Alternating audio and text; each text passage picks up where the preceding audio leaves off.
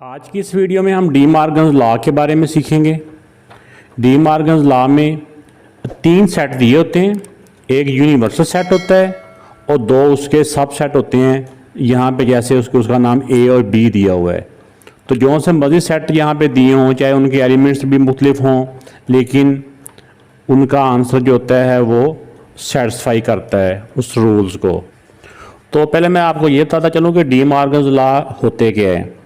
D Morgan's law A union B, ये दो law हैं 1 और 2, इसलिए ये लॉज।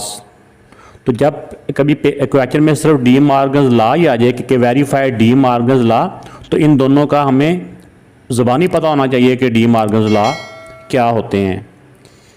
इसमें देखिए कि अगर A union B whole complement है, इस साइन को कंप्लीमेंट बोलते हैं।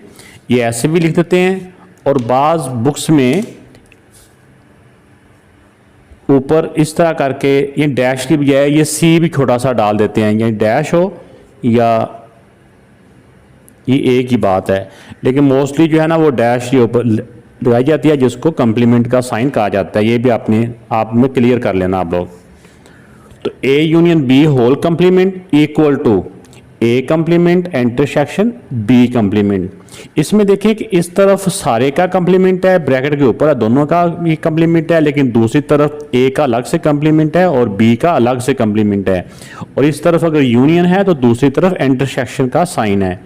तो यहाँ पे बाकी सारी चीज़ें वही होती हैं, सिर्फ दरमियान वाला जो साइन है यहाँ यूनियन होता है, यहाँ इंटरसेक्शन बन गया और ये इंटरसेक्शन था, ये यूनियन का साइन हो गया। बाकी जो कंप्लीमेंट के साइन थे वो वैसे के वैसे ही हैं। तो आइए इन लॉज को हम दिए गए सेट्स के मुताबिक वेरीफाई करते हैं कि वाकई इनके आंसर आपस में इक्वल आते हैं। जैसा कि क्वेश्चन के अंदर universal set equal to N, N mean natural number. Natural number कौन से होते हैं? वो गिनती जो 1 से शुरू होती है, 1 2 3, और ये सारे के सारे हैं। सिर्फ उन्होंने नेचुरल नंबर दिखाया, तो नेचुरल नंबर कहाँ पे एंड होते हैं? ये एंड होता ही नहीं है, एंड पे ऐसे डैश ही डाल देना है। तो जो ए सेट है ये एम्प्टी सेट है। एम्प्टी सेट ऐसे रहने देंगे तो भी ठीक है, ऐसे ब्रैकेट्स की फॉर्म में लिख दें फिर भी ठीक है, एक ही बात है।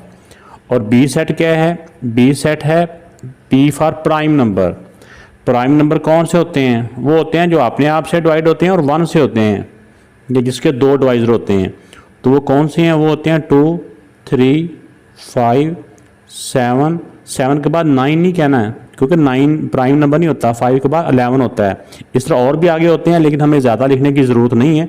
आगे हम इसके डैश डैश इस तरह करके डाल देंगे। तो अब इन सेट्स की मदद से हमने ये डी मॉर्गन्स लॉ अप्लाई इसके वेरीफाई करने हैं।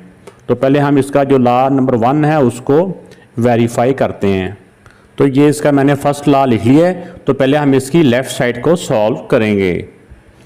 तो ये मैंने लेफ़्ट साइड लिख ली इसकी। तो लेफ़्ट साइड में देखें कंप्लीमेंट ब्रैकेट के ऊपर है।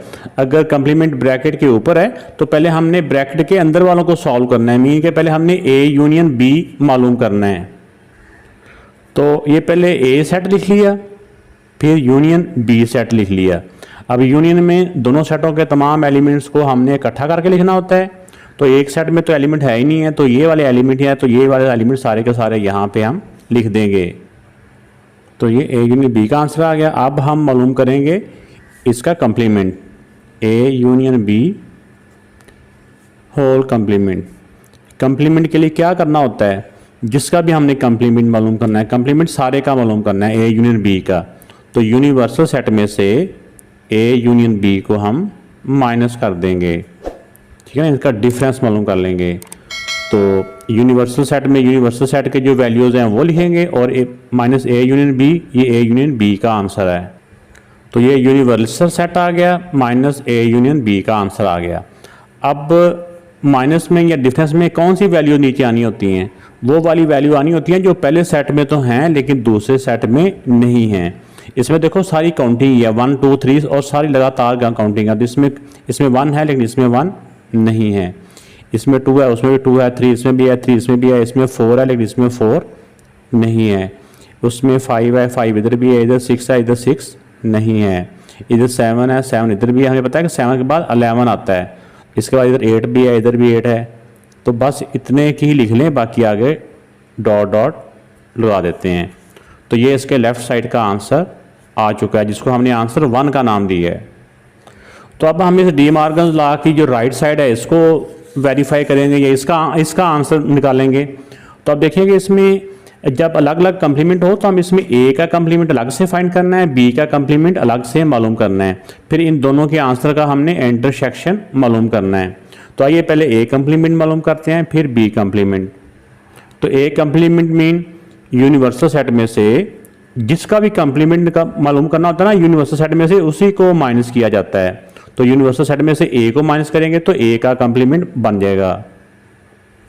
तो universal set 1 2 3 and so on, और ए सेट एम्प्टी सेट है। तो नीचे वो वाले एलिमेंट आने होते हैं डिफरेंस में जो पहले सेट में तो हों लेकिन दूसरे सेट में ना हों। तो ये सारे के सारे एलिमेंट यहाँ पे तो हैं लेकिन इधर नहीं है, तो ये सारे का सारा सेट नीचे हम लिख देंगे। ये ए कंप्लीमेंट का आंसर आ गया। अब हम बी कंप्लीमेंट मालूम कर लेते हैं। तो बी कंप्लीमेंट का मतलब होता है कि यूनिवर्सल में से बी सेट को माइनस करेंगे। तो ये भी याद रखिए कि यूनिवर्सल सेट को हमेशा पहले लिखा जाता है। जब भी कंप्लीमेंट का क्वेश्चन फाइंड करना हो तो यूनिवर्सल सेट हमेशा पहले आता है, बाद में नहीं आता। तो अब यूनिवर्सल सेट पहले लिखते हैं, फिर बी सेट। तो ये यूनिवर्सल सेट में से बी सेट को माइनस करें तो नीचे वो वाले एलिमेंट आएंगे जो पहले सेट में हैं और दूसरे में नहीं है। ये बिल्कुल सेम है, इसी तरह ये पहले भी हमने ए यूनियन बी का आंसर भी यही आया था जो कि बी सेट है। सेम इसी तरह बन जाएगा। 1 उधर है, उधर 1 नहीं है। फिर इस तरह 2 उधर भी है, उधर भी है, 3 इधर भी है, उधर भी है, 4 इधर है, उधर 4 नहीं है। फिर इस तरह 5 इधर भी है। ये तो लगातार काउंटिंग है ना, 5 इधर भी है, 6 इधर है लेकिन इधर 6 नहीं है। इस तरह 7 इधर भी है, 7 इधर भी है, 8 इधर है, इधर 8 नहीं है। हमें पता है ना कि जो प्राइम नंबर होते हैं वो 7 के बाद 11 होता है, तो 8 भी आ जाएगा। तो आगे डॉट डॉट डाल दें इस तरह से। अब ये ए इंटरसेक्शन का आंसर आ चुका है, ये ए कंप्लीमेंट का आंसर आ चुका है और ये बी कंप्लीमेंट का आंसर आ चुका है। अब इन दोनों कंप्लीमेंट्स का हमने इंटरसेक्शन मालूम कर लेना है। तो अब देखिए कि ये ए कंप्लीमेंट आ गया, ये बी कंप्लीमेंट आ गया, इन दोनों का हमने इंटरसेक्शन मालूम करना है। इंटरसेक्शन मीन दोनों सेटों में वो एलिमेंट जो दोनों में सेम है। इधर तो देखिए 1 2 3 ये सारी काउंटिंग ही है, 1 से स्टार्ट होती है और सारी इसमें कोई नंबर मिसिंग नहीं है। तो इसका मतलब हुआ कि ये नंबर इधर भी है, इसमें कुछ नंबर मिसिंग है लेकिन ये नंबर इधर भी है, ये नंबर इधर भी है। इंटरसेक्शन में कॉमन एलिमेंट आने हैं ना, 4 इधर भी है, 4 इधर भी होगा, 6 इधर भी है, 6 इधर भी है, 8 इधर है, 8 इधर भी है। तो आगे यहाँ पे भी डॉट डॉट है तो यहाँ पे भी आप डॉट डॉट डाल के बात ख़त्म कर देंगे हम। तो ये इसकी राइट साइड का आंसर आ चुका है जिसको हमने आंसर 2 का नाम दिया है। अब देखिए हमारा जो आंसर 1 था वो भी 1 4 6 8 था, लेफ्ट साइड का आंसर, और राइट साइड का भी हमारा आंसर 1 4 6 8 है। तो इससे ये हमारे आंसरों से प्रूव हुआ कि इसकी जो लेफ्ट साइड है वो राइट साइड के इक्वल है, यानी कि लेफ्ट साइड का आंसर राइट साइड के आंसर के इक्वल है। तो आखिर में हम लिख देंगे ये फ्रॉम 1 एंड 2, यानी आंसर 1 जो आया और आंसर जो 2 आया, इससे हमें ये वेरीफाई हो गया कि left hand side equal to right hand side. और कुछ बोर्ड्स में स्कूल्स में कहते हैं कि ये ना लिखें, इसकी जो असल प्रॉपर्टी की उन्होंने डिमांड की थी वो लिखें। तो फिर आप वो जिस तरह क्वेश्चन हमने सॉल्व किया ना, ये वाला ये सॉल्व किया ना, तो ये भी हम एंड पे लिख दें तो ये ज़्यादा बेहतर हो जाएगा। चैनल को सब्सक्राइब नहीं किया तो वीडियो को चलते चलते सब्सक्राइब करके बेल आइकन का बटन लाजमी तौर पे प्रेस कर दें, इससे वीडियो बनाने वाले की हौसला अफजाई होती है। तो बेटा इन्हीं सेट की हेल्प से अब हम इसका जो डी मॉर्गन्स का जो सेकंड लॉ है वो हम वेरीफाई करते हैं। तो ये सेकंड लॉ मैंने लिख दिया है। तो हमने पहले इसकी लेफ़्ट साइड ही मालूम करनी होती है, तो ये लेफ़्ट साइड लिख ली है।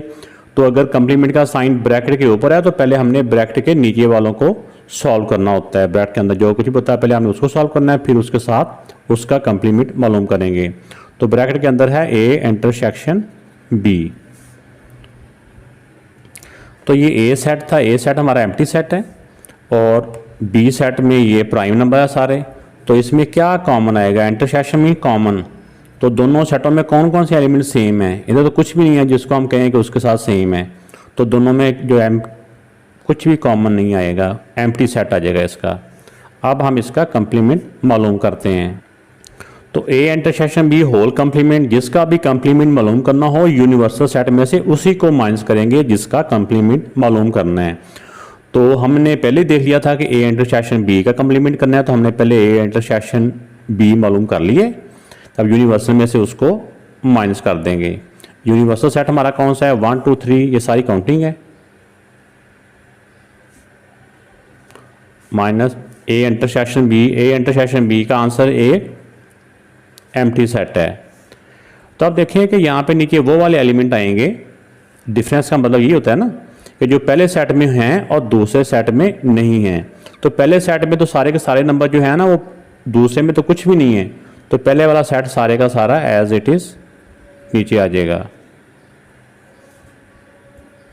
तो ये बेटा इसकी लेफ्ट साइड का आंसर आ चुका है।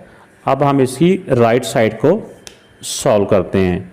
तो राइट साइड मालूम करने के लिए पहले हमने ए कम्प्लीमेंट और बी कम्प्लीमेंट मालूम करना है, फिर उन दोनों का यूनियन निकालना है। तो पहले हम ए कम्प्लीमेंट मालूम कर लेते हैं और फिर बी कम्प्लीमेंट मालूम कर लेते हैं। ए कम्प्लीमेंट कैसे निकालते हैं? यूनिवर्सल में से ए सेट को माइनस करें और बी कम्प्लीमेंट यूनिवर्सल में से बी सेट को माइनस करें। तो ये हमने इससे पहले लॉ में ए कम्प्लीमेंट और बी कम्प्लीमेंट मालूम भी किए हैं, बिल्कुल सेम वही मेथड है।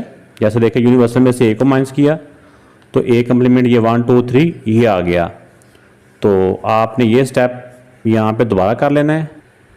तो ये यूनिवर्सल सेट में से ए सेट एम्प्टी सेट था, उसको माइनस किया तो नीचे वो वाले एलिमेंट आने हैं जो पहले में है दूसरे में नहीं है। तो दूसरे में कुछ भी नहीं है तो सारे के सारे पहले आ गए।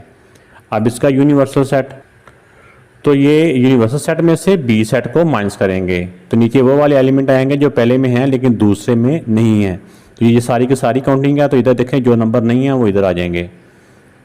1 उधर है, उधर 1 नहीं है। इसी तरह इधर 4 नहीं है, इस तरह इधर 6 नहीं है, 8 नहीं है और इतने की काफ़ी हैं। तो ये आ गया बी कम्प्लीमेंट का आंसर और ये ए कम्प्लीमेंट का आंसर है। अब ए कम्प्लीमेंट और बी कम्प्लीमेंट का हम यूनियन मालूम करेंगे।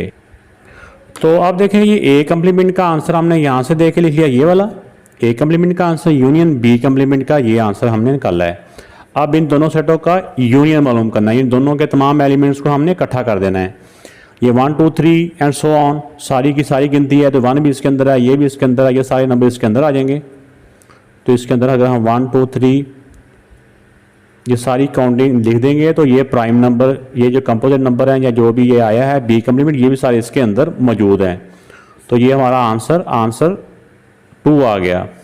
इससे पहले देखिए हमारा जो आंसर 1 था वो भी 1 2 3 और सो ऑन सारी काउंटिंग थी और राइट साइड के आंसर में 1 2 3 और ये कंप्लीट काउंटिंग है। तो हमारा आंसर 1 और आंसर जो 2 है दोनों इक्वल आए हैं। तो क्वेश्चन के एंड पे हम लिख देंगे फ्रॉम 1 एंड 2। 1 एंड 2 का मतलब होता है कि आंसर 1 और आंसर 2 से ये वेरीफाई हुआ that left hand side equal to right hand side है। और कुछ बोर्ड्स में ये नहीं मानते, वो कहते हैं कि जो आपने फाइंड किया है, जो वेरीफाई किया वही प्रॉपर्टी लिखें, तो वो भी आप लिख दें। ओके, अल्लाह हाफिज़।